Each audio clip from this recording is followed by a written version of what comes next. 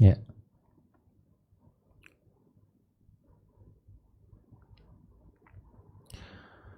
Bismillahirrahmanirrahim. Assalamualaikum warahmatullahi wabarakatuh.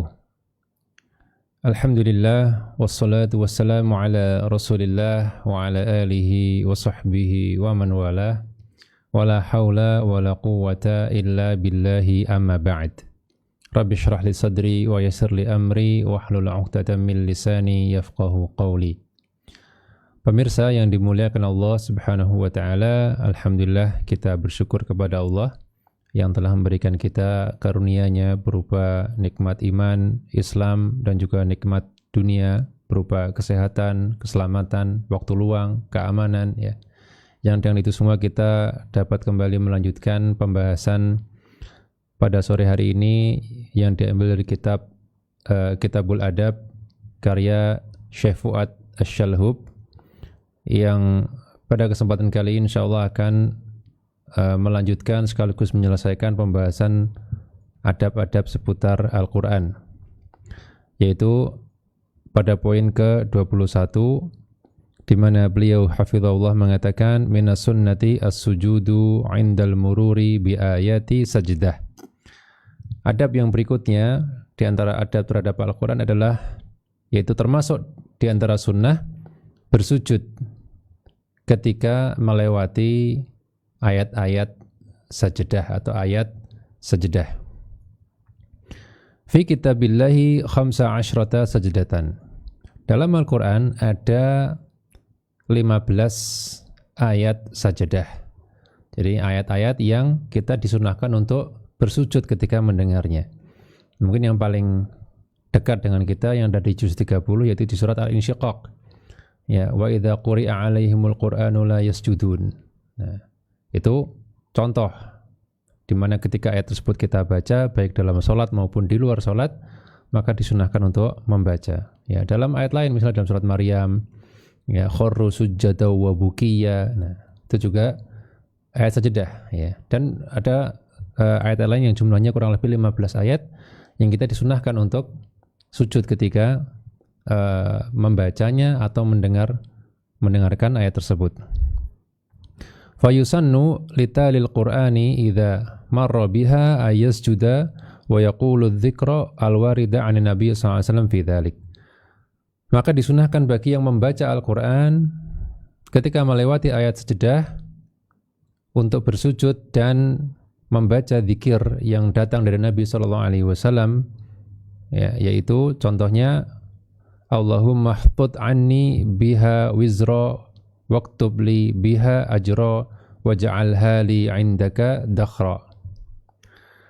Ya Allah, hapuskanlah aku dengannya dosa-dosaku. Kemudian catatlah bagiku pahala dengan membacanya, dan jadikanlah ayat tersebut sebagai simpanan di sisimu, artinya simpanan pahala di sisimu. Ini di antara doa yang teriwayatkan dari Nabi SAW ketika sujud tilawah. Ya. Wa 'inda Tirmidzi bi ziyadatin, adapun dalam riwayat Tirmidzi ada tambahan, ya, wa taqabbalaha minni kama taqabbaltaha min 'abdika Daud.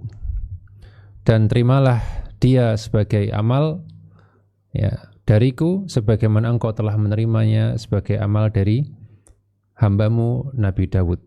Ya. Ini doa diriwayatkan oleh Imam Tirmidzi, kemudian Ibnu Majah dan yang lainnya, dan dinilai hasan oleh Syekh Al-Albani rahimahullah. Au yaqul, adapun doa lain misalnya sajada wajhi liman khalaqahu wa syaqqa sam'ahu wa basarahu bihaulihi wa quwwatihi. Contoh doa yang lain yang bisa dibaca misalnya sajada wajhi, wajahku bersujud kepada yang telah menciptakan wajah tersebut, yaitu Allah. Wa syaqqa sam'ahu, dan telah membukakan pendengaran dan juga penglihatan. Bihaulihi wa quwwatihi, dengan daya dan kekuatan dari Allah Subhanahu wa taala. Au yaqul, atau doa yang lain misalnya Allahumma laka sajadtu wa bika amantu wa laka aslamtu. Ya. Sajada wajhi lilladzi khalaqahu wa sawwarahu wa syaqqa sam'ahu wa basarahu tabarakallahu ahsanal khaliqin. Ya Allah, kepadamulah aku bersujud dan kepadamulah aku beriman dan kepadamulah aku berserah diri. Wajahku bersujud kepada zat yang telah menciptakannya dan membentuknya serta membukakan pendengaran dan penglihatannya. Maha suci Allah yang sebaik-baik dalam mencipta, atau Maha suci Allah sebaik-baik pencipta. Ini diantara beberapa doa yang teriwayatkan atau zikir yang teriwayatkan dari Nabi SAW ketika sujud tilawah, ya, dari riwayat Muslim, Ahmad, An-Nasai dan yang lainnya. Taib, wa huwa laisa biwajib.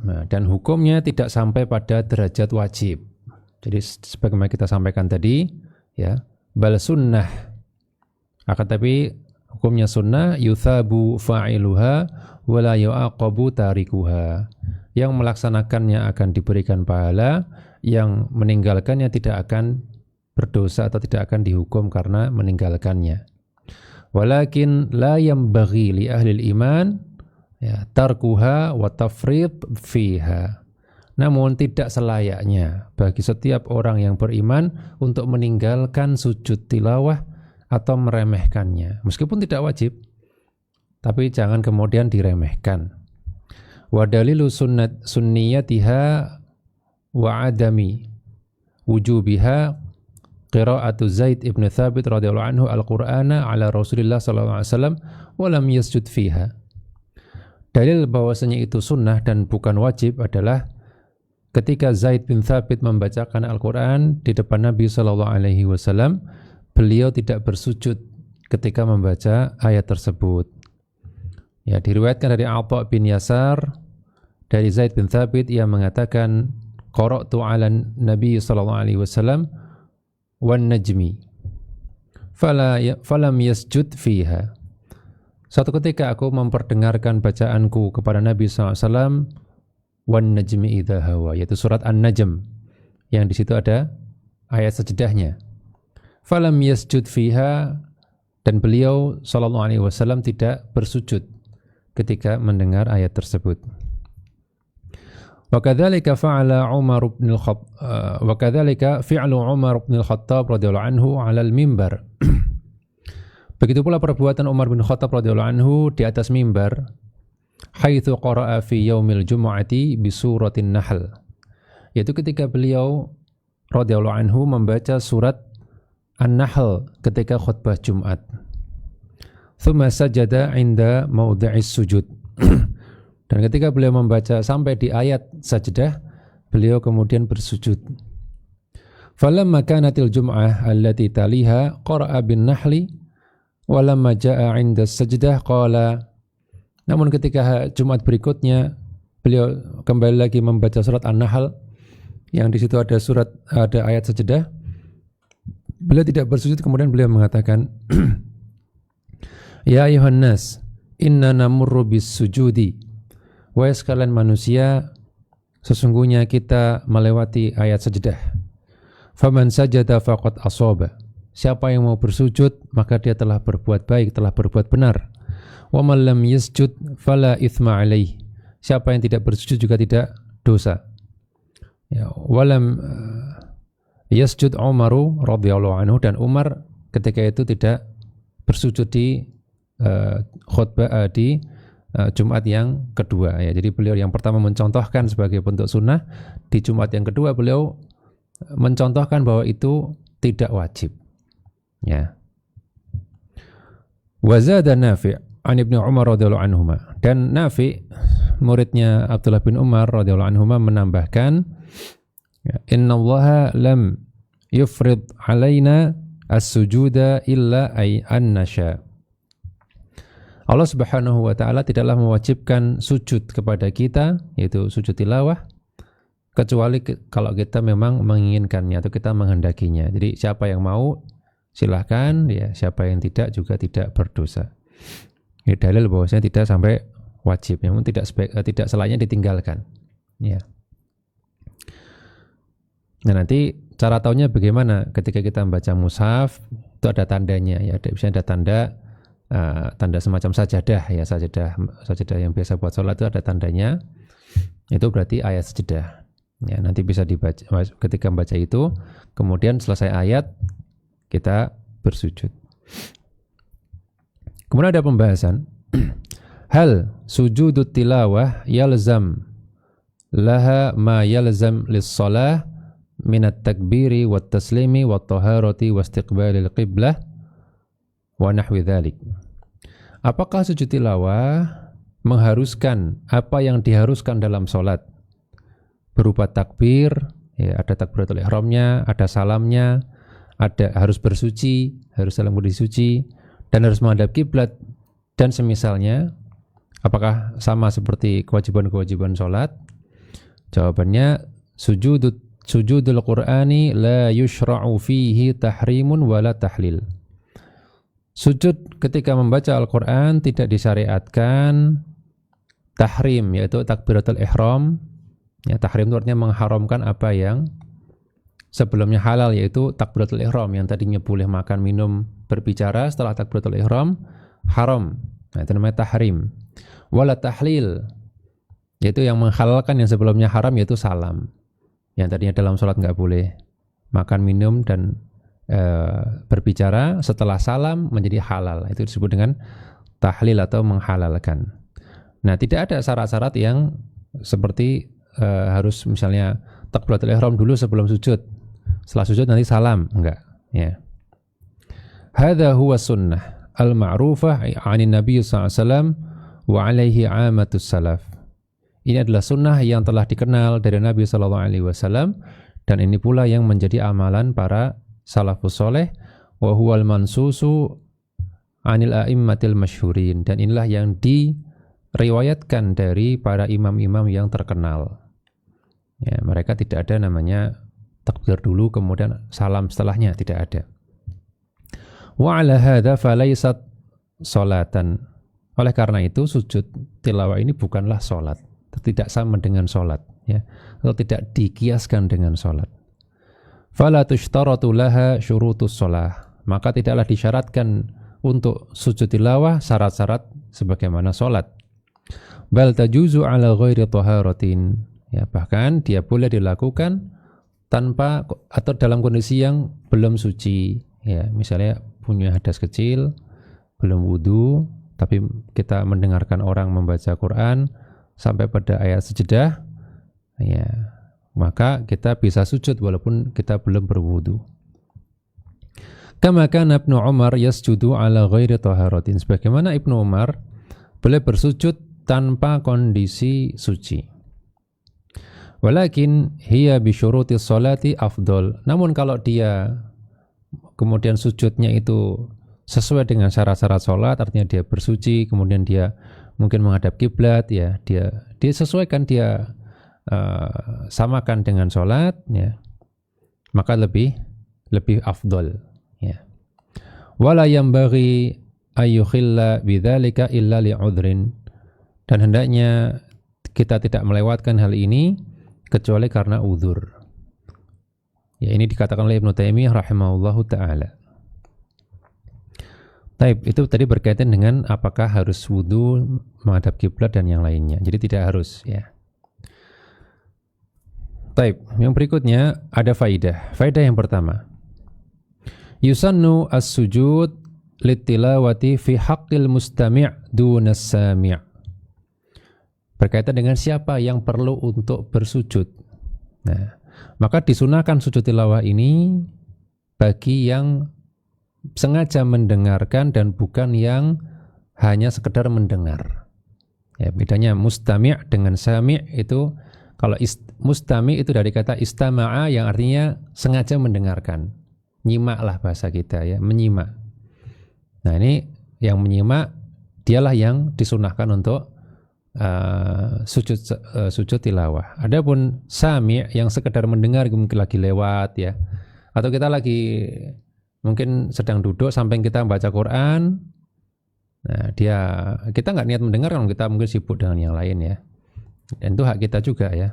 Nah, kemudian sampai pada ayat sajdah, maka kalau sekedar mendengar tidak menyimak maka tidak tidak disunahkan. Wal farqu bainahuma, bedanya antara keduanya adalah annal mustami'a huwa alladhi yungsit li syai'. Kalau namanya mustami' itu dia sengaja diam untuk sesuatu. Jadi dia enggak beraktivitas yang lain kecuali betul-betul menyimak, mendengarkan. Wa aksuhu as-sami', beda dengan orang yang sekedar mendengar. Barangkali dia punya kegiatan aktivitas atau kesibukan sehingga ya tidak sengaja diam hanya untuk mendengarkan hal tersebut. Nah, ini kita bisa bedakan mendengarkan dengan mendengar, itu dua hal yang berbeda. Falau kana hunak ithnan ahaduhuma yastami'u liqira'ati qari' al-Qur'an wal akhar marra bi nafsil makan aw kana mashghulan bi qira'ati Qur'an aw nahwi dhalik thumma sajada al-qari'u lis-sajdah fa innahu fi hadzal halah yusannu sujudu tilawati lil mustami' duna sami'. Maka kalau ada dua orang, yang satu mendengarkan bacaan seorang pembaca Quran dan yang satu berada di tempat yang sama, dia lewat ya, atau mungkin dia di situ tidak lewat tapi sedang sibuk dengan membaca Quran untuk dirinya sendiri atau yang lainnya, kemudian pembaca Quran ini sujud untuk ayat sajdah yang dia baca, maka dalam kondisi ini yang disunahkan untuk sujud adalah yang sengaja mendengarkan dan bukan yang tidak menyimak. Dia dengar pasti, karena namanya orang punya kuping ya, dengar, tapi dia tidak menyimak ya, maka dia tidak disunahkan. Li'anal mustami'a lahu hukmul qari' ya, karena orang yang mendengarkan, sengaja mendengarkan Al-Quran itu dia dihukumi sama dengan orang yang membaca Al-Quran. Jadi jangan khawatir ketika kita misalnya ya membaca Al-Quran saling menyimak misalnya. Maka ketika kita menyimak sebetulnya kita dapat pahala sebagaimana orang yang membaca Quran karena kita sengaja mendengarkannya. Ya, barangkali kita juga mengoreksi dia kalau ada keliru misalnya. Maka orang yang sengaja mendengarkan bacaan Al-Quran itu sebenarnya dihukumi sama dengan pembacanya. Ya.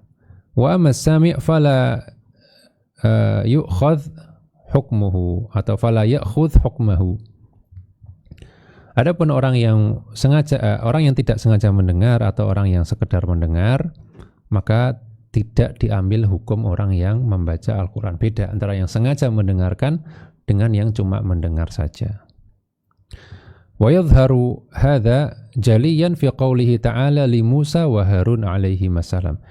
Dan tampak jelas dalam hal ini dalilnya adalah firman Allah Ta'ala kepada Nabi Musa dan Harun alaihi wassalam. Apa kata Allah kepada mereka? Qad ujibat da'watukuma fastaqima. Wahai Musa dan Harun, sungguh telah dikabulkan doa kalian berdua, maka hendaklah kalian berdua berlaku lurus. Ya, ma'anna da'i Musa, padahal yang berdoa cuma Nabi Musa. Tapi Allah menjawab apa? Telah aku kabulkan doa kalian berdua. Yang berdoa Musa, tapi Nabi Harun dianggap berdoa, sehingga Allah mengatakan doa kalian berdua dikabulkan. Walakin lamma kana Harun yu'ammin ala du'ai Musa ya ukhidha hukmud da'i fashamilahul khitab. Namun karena Nabi Harun itu mengamini doanya Nabi Musa, maka dia mendapatkan atau akhadha hukmad da'i, dia mendapatkan hukum orang yang berdoa, fashamilahul khitab, sehingga Allah ketika mengatakan kalian telah dikabulkan doa itu, Allah mengucapkan kepada mereka berdua. Ya, qad ujibat da'watukuma, kalian berdua. Doa kalian berdua. Yang berdoa cuma Nabi Musa, Nabi Harun cuma mengamini. Nah, yang mengamini ini dianggap ikut berdoa karena mengamini. Sehingga ini juga menjadi dalil bahwasanya bacaan Al-Fatihah imam yaitu menjadi bacaan makmum ketika makmum mengamini. Sudah dianggap makmum juga membaca Al-Fatihah. Kenapa? Karena makmum mengamini. Ya, jadi tidak perlu lagi kemudian dia membaca Al-Fatihah dia sendiri karena sudah teranggap ketika dia membaca amin, ya. Taib. Jadi yang tadi yang disunahkan untuk sujud hanyalah yang sengaja mendengarkan. Faedah yang berikutnya, la yanbaghi al-iqtisar ala dzikri al-warid fi sujudi tilawah, ya. Yang berikutnya adalah tidak selayaknya mencukupkan dengan zikir yang datang dari Nabi dalam sujud tilawah. Yang tadi kita sebutkan, sajadah wajhi atau yang lainnya. Tidak tidak selayaknya cuma itu saja yang dibaca. Ya. Bal yajibul ityan bi dzikri sujud, namun hendaknya atau bahkan di sini dikatakan wajib membaca zikir ketika sujud dalam salat, yaitu subhana rabbiyal a'la, ya, maha suci Allah yang maha tinggi. Awalan, diawali dengan itu, thumma ya'ti sajid bima sya'a min adhkari sujudi tilawah. Nah, baru setelah membaca subhana rabbiyal a'la, kemudian baru yang sujud tersebut membaca zikir yang tadi diuriatkan dari Nabi SAW. Jadi tidak hanya membaca doa tadi tok, tapi diawali dengan subhana rabbiyal a'la atau subhana rabbiyal a'la wa bihamdi, ya. Baru doa yang tadi sajadah wajhi, ya, lilladzi dan seterusnya itu, ya. Bal adda ba'du ahli al-ilm dzalika minal muhdatsat. Bahkan sebagian ulama, ya, menganggap bahwasanya orang yang hanya membaca zikir tadi yang cuma sajadah wajhi dan seterusnya itu tanpa membaca subhana rabbiyal a'la itu sebagai perbuatan bid'ah, perbuatan yang mengada-ada. Jadi yang sesuai sunnah adalah mengawali dengan subhana rabbiyal a'la, baru di zikir yang tadi kita sebutkan. Taib. Selesai pembahasan seputar zikir, seputar sujud tilawah. Kemudian poin berikutnya, adab yang ke-22 adalah karahiyatu taqbilil mushafi wa wad'ihi bainal ainain. Yaitu dimakruhkannya mencium mushaf dan meletakkannya di antara kedua mata. Ya, seperti yang orang lakukan setelah selesai membaca Quran, dia cium kemudian dia letakkan di jidatnya. Ya. Ini makruh. Nah, kenapa bisa makruh? Kita akan bacakan. Faqad yaqulu man la ilma indah. Boleh jadi orang yang tidak berilmu akan mengatakan, limadza takrahuna taqbilal mushafi wa wada'ahu bainal ainain ta'dhiman lahu wa taqdisan li kalamillah.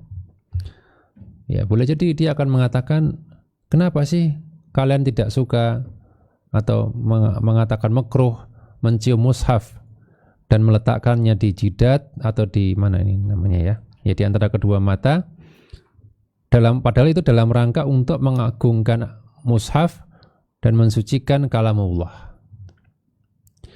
Wal jawab, maka jawabannya kita jawab kepada mereka, ayyuqala, kita katakan, inna taqbilal mushafi wa wada'ahu bainal ainain wa nahwuhu qurbatun yataqarrabu bihal abdu ilallah. Bahwasanya mencium mushaf dan meletakkannya di antara kedua mata dan semisalnya, ya, perbuatan-perbuatan yang memang dimaksudkan untuk memuliakan Al-Quran adalah suatu qurbah, ya, suatu perbuatan untuk mendekatkan diri kepada Allah, ya, yang dipakai seorang hamba untuk mendekatkan diri kepada Allah. Wa tariqul qurab mauqufun hatta yathbutu bihi dalil alladhi la mu'aridha lahu. Dan cara seseorang untuk bertaqarrub, untuk mendekatkan diri kepada Allah itu mauquf atau tauqifiyah, yaitu harus berdasarkan dalil, ya. Jadi kalau tidak ada dalil, maka kita tidak pernah tahu caranya kita bertaqarrub kepada Allah, ya. Kalau boleh kita bertaqarrub tanpa kita tahu dalil, repot, nanti kita bisa menciptakan berbagai jenis ibadah, ya. Namun kaidahnya adalah tariqul qurb, tariqul qurab. Cara kita mendekatkan diri kepada Allah itu sifatnya mauquf. Kita nggak tahu, kita stop sebelum datang dalil. Alladzi la mu'aridullah, yang tidak ada penentangnya dalil tersebut. Dalil tersebut dalil yang jelas, yang tidak ada penentangnya, maka barulah kita melaksanakan taqarrub berdasarkan dalil tersebut. Contoh, kita pengen mendekatkan diri kepada Allah dengan cara apa? Salat. Dari mana kita tahu salat? Dari dalil. Allah perintahkan untuk salat, wa aqimus shalah. Caranya gimana salat? Ya, shallu kama ra'aitumuni usolli. Salatlah sebagaimana kalian aku salat. Lihat aku salat. Jadi kita dimulai dari takbiratul ihram, ya, kemudian apa yang dibaca, gerakannya seperti apa, sampai salam. Kita tahu itu adalah cara mendekatkan diri kepada Allah karena Nabi memerintahkannya, karena Allah memerintahkannya, Nabi mencontohkannya. Itulah berarti kita, itulah cara mendekatkan diri kepada Allah. Jadi tergantung pada adanya dalil. Kalau nggak ada dalil, kita nggak tahu. Kita tidak mengada-adakan sendiri cara taqarrub kita kepada Allah. Nanti seperti orang musyrik, saya cara bertaqarrubnya adalah dengan ke kuburan. Nah, minta kepada yang dikubur supaya tolong dong dekatkan saya kepada Allah. Nah, itu kalau nggak pakai dalil boleh-boleh aja harusnya kan.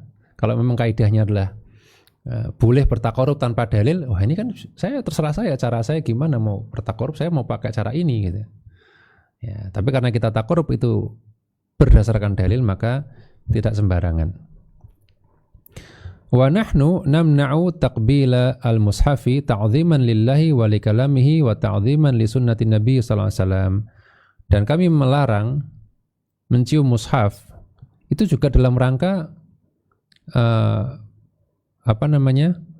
mengagungkan Allah dan mengagungkan kalamullah dan mengagungkan sunnah Nabi sallallahu alaihi wasallam. Ya. Faqad balaghna bi tariqin la nasyuk fihi abadan annahu sallallahu alaihi wasallam qala, dan telah sampai kepada kami dengan jalan yang tidak kami ragukan kesahihannya sama sekali, bahwasanya Nabi sallallahu alaihi wasallam mengatakan, man ahdatsa fi amrina hadza ma laysa minhu fa huwa raddun. Siapa yang mengada-adakan dalam urusan agama ini, urusan kami, sesuatu yang tidak berasal dari agama, maka dia tertolak. Ai mardudun ala sahibihi, dia akan tertolak. Ya, pelakunya tidak akan diterima amalnya. Ya. Maka kalau kita menolak itu karena kita mengamalkan hadis ini. Ya, kita menolak perbuatan itu karena kita mengagungkan hadis ini. Hadis ini mengatakan jangan mengada-adakan sesuatu yang tidak pernah dicontohkan Nabi. Kalau kita memang mau mengagungkan Al-Quran, kita lihat caranya Nabi seperti apa, caranya sahabat seperti apa. Itu yang betul-betul mengagungkan yang sebenarnya. Itu taqarrub yang sebetulnya, bukan kreativitas kita sendiri. Ya. Wa 'anil Imam Ahmad fil mas'alati riwayat. Dan dalam hal ini Imam Ahmad punya beberapa riwayat pendapat. Jadi memang Imam Ahmad ini kadang diriwayatkan berpendapat demikian, diriwayatkan berpendapat yang berbeda. Minha at-tawaqquf, dan di antara pendapat beliau yang teriwayatkan adalah beliau tawakuf. Tawakuf berarti abstain, tidak membolehkan juga tidak, melarang juga tidak. Berkata Al-Qadi dalam Al-Jami' Al-Kabir, beliau mengatakan tentang riwayat ini, innama tawaqqafa an dzalik, Imam Ahmad hanya abstain dalam masalah ini, tidak melarang maupun tidak menganjurkan. Wa in kana fihi rif'atun wa ikramun, walaupun dalam perbuatan mencium mushaf itu ada perbuatan rif'ah, yaitu meninggikan dan memuliakan Al-Quran. Tidak kita pungkiri, tujuannya adalah untuk itu. Ya. Tapi beliau tawakuf, tidak kemudian karena mengagungkan kemudian ya boleh, enggak. Beliau masih tawakuf, masih abstain, tidak berpendapat. Li'anna ma tariquhu al-qurab idza lam yakun lil qiyasi fihi madkhal la yustahabbu fi'luhu. Karena tariqah dalam atau cara untuk bertaqarrub kepada Allah itu ketika kias itu tidak bisa masuk di situ, artinya tidak bisa dikiaskan, tidak bisa masuk kias, ya, Kan ada sebagian yang bisa kita kiaskan dalam masalah ibadah, karena misalnya beras, atau kita kiaskan dengan misalnya kurma misalnya, atau dengan gandum misalnya, itu boleh. Kenapa? Karena kiasnya boleh masuk di situ, sehingga kita bisa mengkiaskan, bisa bayar zakat itu dengan beras. Karena apa? Dikiaskan sama-sama makanan pokok. Nah, itu namanya kias bisa masuk di situ. Tapi kalau kias nggak bisa masuk, ya ada beberapa yang tidak bisa masuk kias. Maka kalau kias nggak bisa masuk, maka tidak disunahkan untuk melakukannya. Wa in kana fihi ta'zim illa bitauqif. Ya, walaupun di situ ada unsur memuliakan atau mengagungkan, ya, maka tidak disunahkan, melainkan hanya bisa kita abstain saja.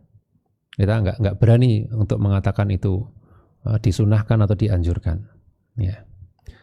Ala tara anna Umar lamma ra'al hajar qala. Ya, bukankah engkau tahu ketika Umar radhiyallahu anhu, ketika beliau memandang Hajar Aswad ketika sedang tawaf, beliau memandang Hajar Aswad, beliau mengatakan la tadurru wa la tanfa. Ya, sesungguhnya engkau hanyalah batu yang tidak bisa memberi mudarat, tidak bisa memberi manfaat. Kau itu batu yang tidak punya kuasa apapun. Ya. Walaula anna Rasulullah sallallahu alaihi wasallam qabbalaka ma qabbaltuka. Kalau saja aku tidak melihat Rasulullah mencium engkau wahai Hajar Aswad, aku tidak akan menciummu. Beliau semata-mata mencium itu adalah karena mengikuti Nabi, bukan karena ini tuh punya berkah tersendiri yang kalau kita cium bisa memberikan manfaat, atau kalau nggak kita cium bisa meninggalkan mudarat. Bukan karena itu Umar mencium, bukan. Umar mencium karena ingin mengambil berkah dari sabda Nabi SAW, mencari berkah dari perintah Nabi SAW, mencari berkah dari mencontoh perbuatan Nabi SAW. Itulah yang berkah. Berkahnya bukan pada batunya, tapi pada bagaimana kita melakukan itu. Karena apa? Karena Nabi melakukannya, kita pun melakukannya. Itulah berkahnya di situ. Ya. Jadi sesuai dengan kita lihat bagaimana cara Nabi memuliakan Hajar Aswad misalnya, ya dengan menciumnya ketika tawaf, dan tidak menciumnya di kesempatan-kesempatan yang selain tawaf. Nah, apakah teriwayatkan Nabi mencium Hajar Aswad di selain ketika tawaf? Nah, kalau enggak, ya sudah, berarti bentuk kita memuliakan Hajar Aswad misalnya adalah menciumnya hanya ketika tawaf. Ini contoh. Karena apa yang dilihat adalah berkahnya itu ada ketika kita sesuai dengan apa yang dilakukan Nabi, bukan apa yang menurut kita, kreativitas kita, bukan, tapi apa yang dicontohkan Nabi. Wa kadzalika Muawiyah lamma tafa faqabbala al-arkan kullaha.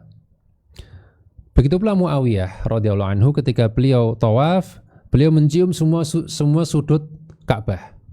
Jadi Hajar Aswad dia dicium, rukun Iraqi dicium, rukun Syami dicium, rukun Yamani juga dicium. Semuanya dicium. Ya. Angkara alaihi Ibnu Abbas, namun Ibnu Abbas mengingkari perbuatan Muawiyah, mengingkari perbuatan beliau. Faqala, Ibnu Abbas Muawiyah mengatakan, laisa fil baiti syai'un mahjur. Alasan Muawiyah kenapa? Kenapa kok jenengan mencium semua sudutnya? Kata Muawiyah, supaya tidak ada bagian dari Ka'bah yang yang diacuhkan, yang dibiarkan. Saya pengen supaya ini juga diperhatikan lah, yang rukun ini, rukun yang ini, rukun ini, bukan cuma Hajar Aswad saja gitu kan, kata Muawiyah. Ini maksudnya beliau tidak ingin menyia-nyiakan rukun yang lain gitu loh. Pengennya semuanya disamakan, dimuliakan. Namun kemudian Ibnu Abbas mengatakan, faqala innama hiya sunnah. Ya. Yang benar itu ya hanya yang sesuai sunnah saja, kata Ibnu Abbas. Jadi cukupkan dengan yang sesuai sunnah, yang dilakukan Nabi aja, ya. Ya. Maka Nabi hanya mencium Hajar Aswad dan hanya mengusap rukun Yamani. Nabi tidak mengusap rukun-rukun yang lain, rukun Syami, rukun Iraq, beliau tidak mengusapnya, beliau hanya mengusap rukun Yamani. Fa'angkara alaihi ziyadah ala fi'li Nabi SAW, sehingga Ibnu Abbas mengingkari tambahan yang dilakukan Muawiyah radhiyallahu anhu, melebihi apa yang dilakukan Nabi Shallallahu Alaihi Wasallam. Nabi mencukupkan dengan Hajar Aswad untuk dicium, berarti cukup itu saja. Nabi mencukupkan hanya mengusap rukun Yamani, yaitu pojok Ka'bah sebelum Hajar Aswad, itu saja yang kita usap. Lainnya nggak usah kita usap. Ya kalau sekarang kan lihat sama umroh sama haji itu kan pengen ngusap Ka'bah ya di Solo. Ini nggak sesuai sunnah. Ya. Kalau sesuai sunnah pasti Nabi juga melakukannya, Ibnu Abbas juga melakukannya. Ya. Ini menunjukkan bahwasanya yang bagus itulah yang mencukupkan sesuai dengan apa yang dilakukan Nabi Shallallahu Alaihi Wasallam. Walamma ra'a Ibnu al-Musayyib rajulan yukthiru ruku'a wa sujuda ba'da salatil fajr nahahu. Begitu pula Ibnu al-Musayyib seorang tabi'in, beliau melihat seorang yang memperbanyak rukuk dan sujud setelah sholat subuh. Namun beliau melarang orang ini. Ya, dia melihat orang ini, apa dia kok rukuk sujud setelah sholat subuh? Ya, beliau larang. Faqala, maka orang ini bertanya, ya Aba Muhammad, ayu'adzibani Allah ala shalah. Wahai Abu Muhammad, wahai Sa'id ibn Musayyib. Ini panggilannya Sa'id ya, Abu Muhammad. Wahai Abu Muhammad, ya, apakah Allah akan mengadabku karena aku sholat? Ya, maksud saya sholat akan diadab sama Allah? Kan? Maka Ibnu Musayyib mengatakan, la, bukan karena kamu sholatnya, walakin ala khilafis sunnah. Kamu akan diadab karena kamu menyelisihi sunnah.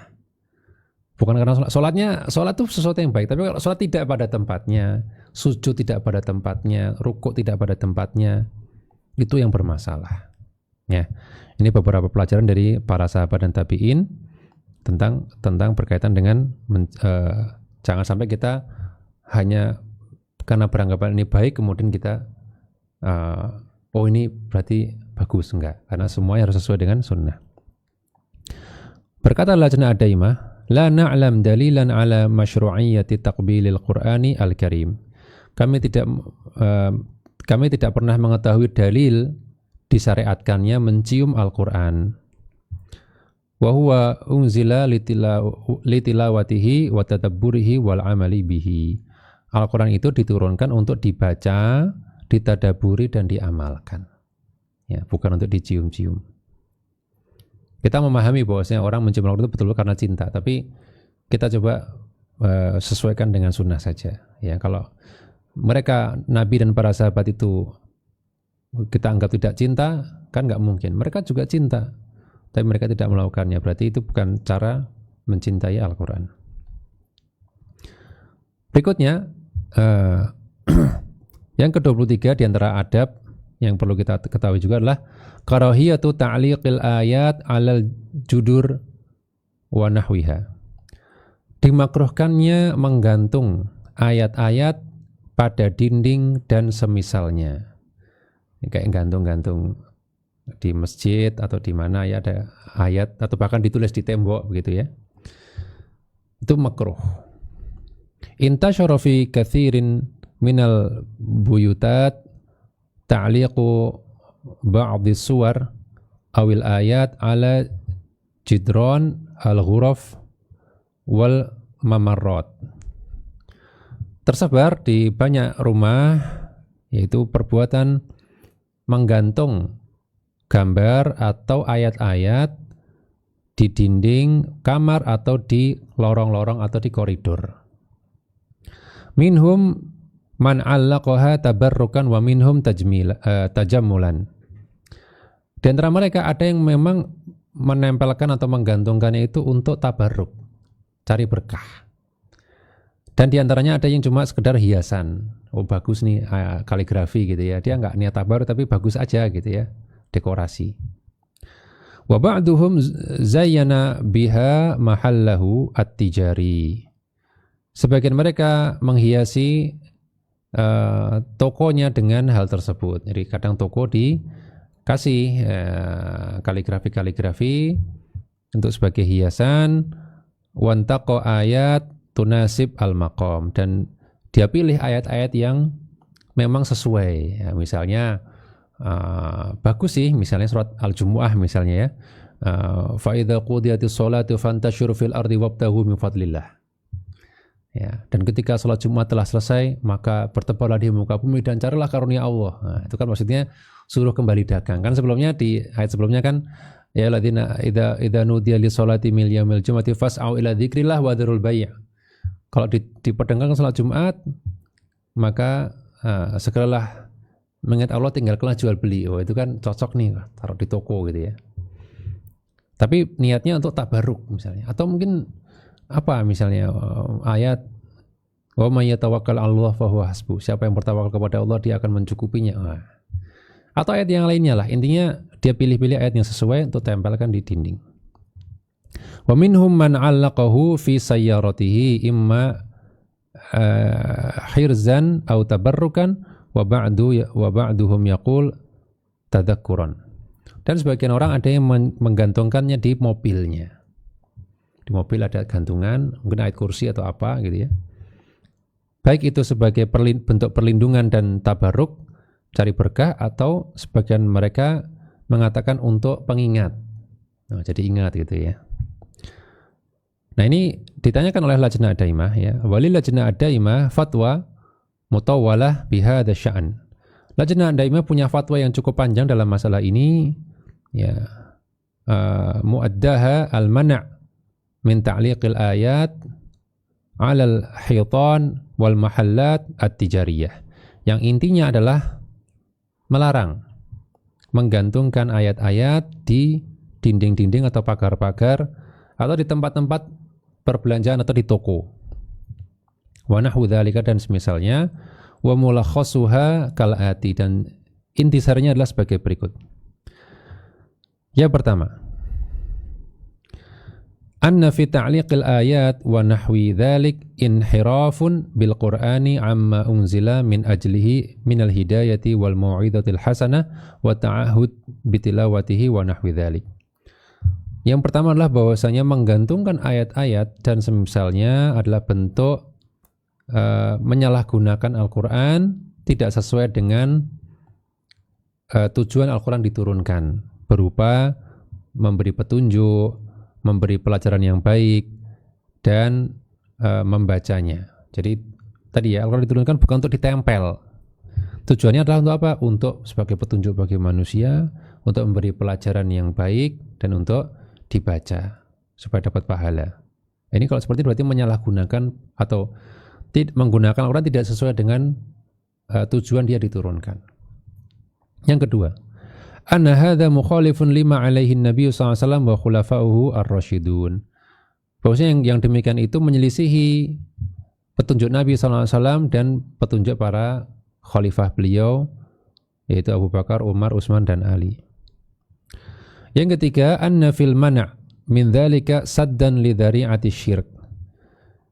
Dan dilarangnya hal ini sebetulnya adalah untuk menutup pintu-pintu menuju kesyirikan. Wal qada'u ala wasailihi minal huruzi wat tamaim wa in kanat minal Qur'an, dan memberantas wasilah-wasilah atau sarana-sarana menuju perjimatan ya, supaya tidak dijadikan jimat walaupun dia dari Al-Quran. Jimat itu permasalahannya bukan masalah dia, bukan sekedar masalahnya dia jimat itu dari apanya, tapi jimat itu menjadikan seorang bergantung kepadanya. Itu yang jadi masalah. Ya, jadi kalau orang sudah punya jimat itu kayaknya udah terikat dengan jimat tersebut. Nah, ini kan kalau orang kita gantung sesuatu walaupun di Al-Quran. Malah kalau di Al-Quran kekuatan kita bergantung padanya bisa jadi lebih kuat, lebih bergantung lagi gitu. Dan kita, ini Al-Quran nih. Saya insya Allah kalau gantung ini selamat. Padahal tidak ada dalilnya kalau gantung Al-Quran itu akan selamat. Ya. Yang ada dalilnya adalah kalau selamat ya berzikir pagi dan petang, itu Rasul menjamin ya dia akan diselamatkan. Kalau dia baca zikir misalnya bismillahirrahmanirrahim la yadurru ma'asmi syai'un fil ardi wala fis sama misalnya. Itu yang ada dalilnya. Kalau menggantung enggak ada. Tapi kalau ketika orang menggantung, orang meyakini ini akan memberikan keselamatan, nah ini masalahnya di situ. Jimat itu permasalahannya di situ. Baik dia dari Al-Qur'an maupun bukan. Nah, ini yang dzari'ah, pintu menuju kesyirikan. Karena ketika seorang bertawakal kepada selain Allah, itu adalah perbuatan syirik. Meskipun di Al-Quran ya. Tapi itu kan bukan Al-Quran yang makhluk, tapi bendanya itu yang dianggap sesuatu yang memberi berkah. Ini yang menjadi masalah. Ya. Maka kita tutup pintu-pintu menuju ke situ. Yang keempat, annal Qur'ana unzila liyutla. Bahwasanya Al-Quran diturunkan untuk dibaca. Ya, walam yangzil liyutakhadh wasilatan lirrawajid tijari. Dan Al-Quran tidaklah diturunkan untuk dijadikan sebagai sesuatu untuk mempromosikan jualan, barang jualan. Jadi kadang, ya mohon maaf, kadang ada yang memang ayat itu dipakai untuk melariskan. Nah ini menjadi masalah karena tidak untuk itu Al-Quran kan gitu. Ya. Yang kelima, anna fi dzalika ta'ridu ayatillahi lil imtihan wal adha 'inda naqliha min makanin ila makanin wa nahwi dzalik. Dan bahwasanya hal yang demikian itu akan membuat ayat-ayat Allah berpotensi untuk dihinakan atau direndahkan gitu ya. Ketika dipindah dari satu tempat ke tempat yang lain. Kadang-kala kita beres-beres gitu ya, taruh di box plok. Nah, nanti tumpuk. Nah, itu kan yang tadi ayat kursi mulia di atas gitu ya. Tumpuk kemudian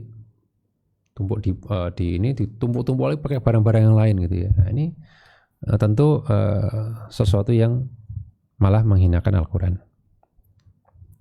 Tsumma qalat al-lajnah ad-daimah. Kemudian lajnah ad-daimah mengatakan wabil jumlati ighlaqu babi syarri wasiyaru atau wasairu ala ma kana alaihi a'immatul huda fil qurunil ula allati syahida laha an-nabiy sallallahu alaihi wasallam bil khairiyah aslamu lil muslimina fi aqaidihim wa sairi ahkami dinihim min ibtida'i bid'a la yudra mada ma tantahi ilaihi minasyarr.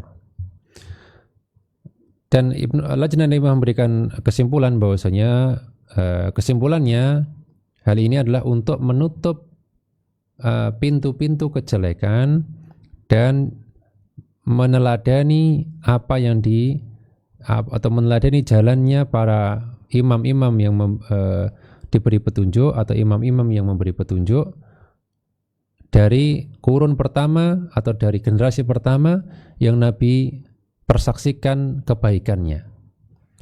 Ini dalam rangka apa? Mengikuti mereka para salaf. Ya, aslamu lil muslimin itu akan lebih selamat bagi kaum muslimin dalam akidah mereka dan dalam hukum-hukum agama mereka. Mengikuti mereka itu akan lebih selamat, yakin. Kalau kita mencukupkan hanya mengikuti mereka, misalnya mereka nggak melakukan ini, kita juga tidak melakukan ini, lebih selamat. Ya, dalam akidah maupun dalam hukum-hukum agama. Lebih selamat dari apa? Min ibtida'i bid'ah, dari membuat-buat perkara baru, membuat-buat bid'ah. Ya, yang kita tidak tahu, ya, akan mengarah kemana bid'ah tersebut atau sampai kapan dia akan kemudian mengarah kepada kejelekan. Kita tidak pernah tahu jangkauan bid'ah itu sehingga tahu-tahu dia telah menyentuh pintu-pintu kejelekan. Nah, daripada sampai ke sana, kita berusaha untuk menutup pintu-pintu kejelekan tersebut, yaitu dengan tidak berinovasi dalam bertakarub kepada Allah. Ya, kalau kita mau bertakarub kepada Allah, ya kita sesuaikan dengan apa yang dicontohkan Nabi. Nabi tidak pernah mencontohkan demikian, ya kita tidak perlu melakukannya. Ya. Wallahu ta'ala alam bisawab. Insyaallah ta'ala ini telah kita selesaikan bab tentang adab terhadap Al-Quran. Insyaallah di pertemuan berikutnya kita sudah bisa masuk ke adab seputar salam. Ya, wallahu ta'ala a'lam bissawab. Subhanakallahumma bihamdika asyhadu an la ilaha illa anta astaghfiruka wa atubu ilaik. Assalamualaikum warahmatullahi wabarakatuh.